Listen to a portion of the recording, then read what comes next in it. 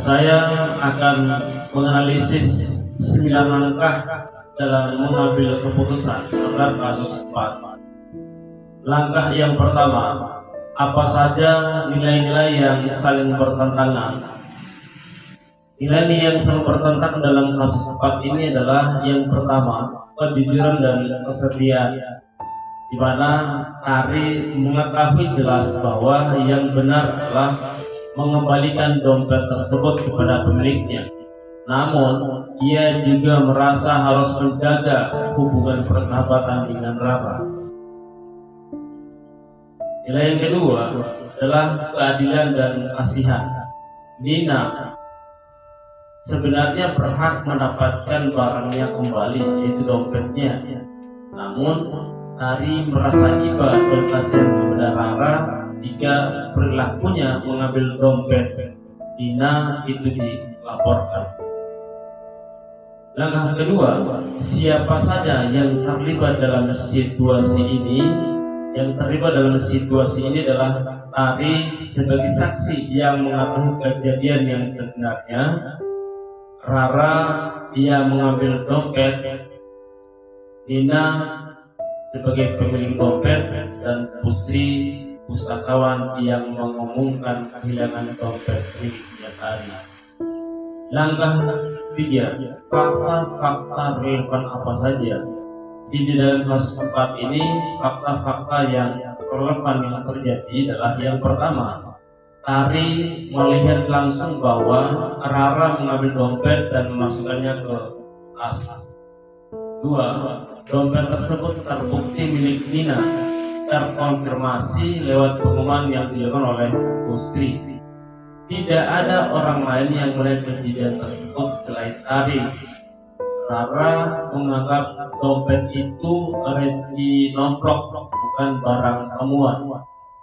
5, Rara dan Tari adalah sahabat dekat.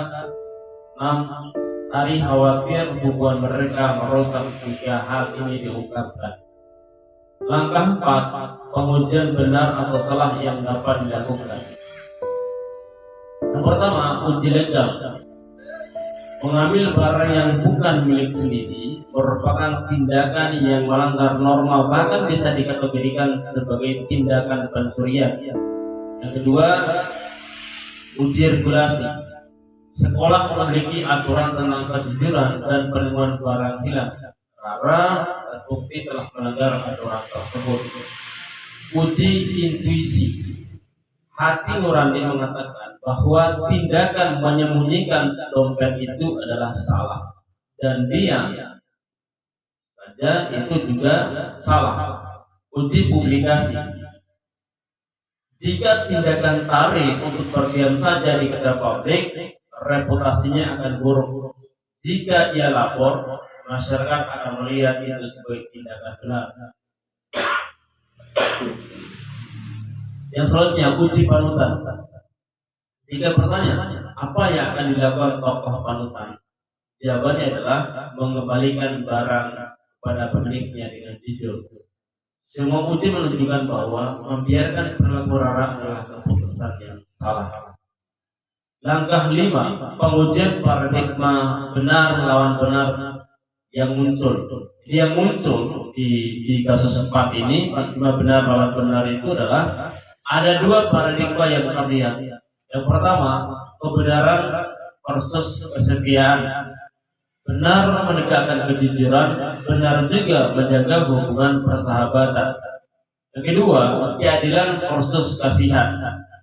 Benar mengembalikan dompet kepada pemiliknya, benar juga yang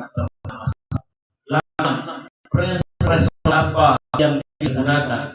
Prinsip yang tepat adalah yang pertama, role based thinking, berbasis peraturan. Kasus ini menyangkut aturan moral universal. Barang temuan harus dikembalikan. Kedua, care based thinking, rasa peduli. Menegur dengan empati agar Rara belajar jujur tanpa mempermalukan dirinya. Prinsip berbasis hasil akhir juga dapat dipertimbangkan karena solusi jujur menciptakan budaya integritas yang lebih baik bagi masa depan sekolah. Langkah 7, adakah opsi trilema, solusi ketiga yang lebih kreatif, adil dan bijak?